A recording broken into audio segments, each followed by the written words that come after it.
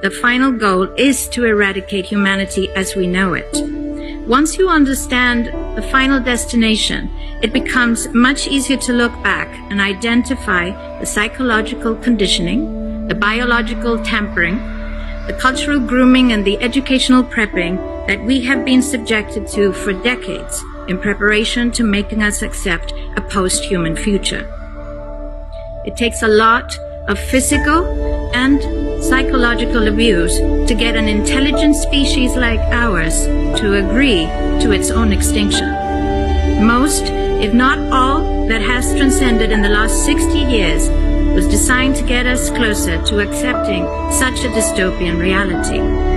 Whether you care to accept it or not, we live in a hyper-controlled matrix where our perception of reality is meticulously planned, managed, and executed in order to control and steer us in whichever direction they wish.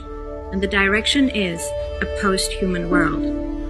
For this, they first needed to destabilize, dehumanize, and demoralize humanity through every means possible. The destruction of the nuclear family, children being indoctrinated by the state, abortion, the eradication of God and spirituality from education, life in megacities and away from nature, toxic food, air and water, social media, replacing real human connection and interaction, engineered financial crisis and taxation, endless wars and massive migration, stress, anxiety, depression, drugs and alcohol, constant fear-mongering, moral relativism as the new religion, and I could go on and on about how humanity has been influenced and forced to move away from all the things that give us strength, security, purpose, and meaning.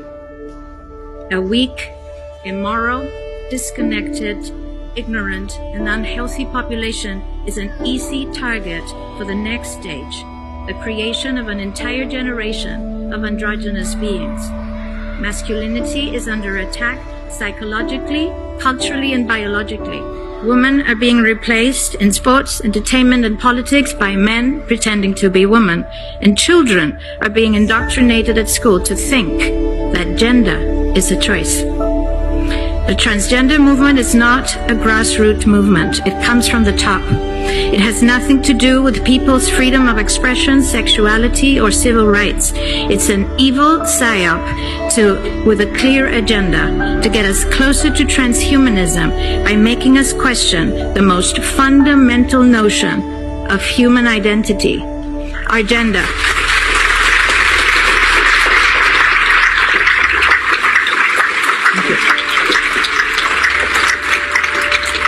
If you don't know who you are, if you already identify as a hybrid between a man and a woman, you will be easily convinced to become a hybrid between human and machine. Gender ideology is the 2 + 2 = 5 from George Orwell's 1984 dystopian novel. It's the final test to see whether we will follow the most absurd party line towards our own extinction. But 2 + 2 = 4. And no matter how you choose to dress, call yourself, or change your physique, will not change that. The sad reality, though, is that in the gaslighting process to get us closer to a post-human future, they have mentally and physically harmed an increasing number of children and young people, and it's only getting worse. This must be stopped.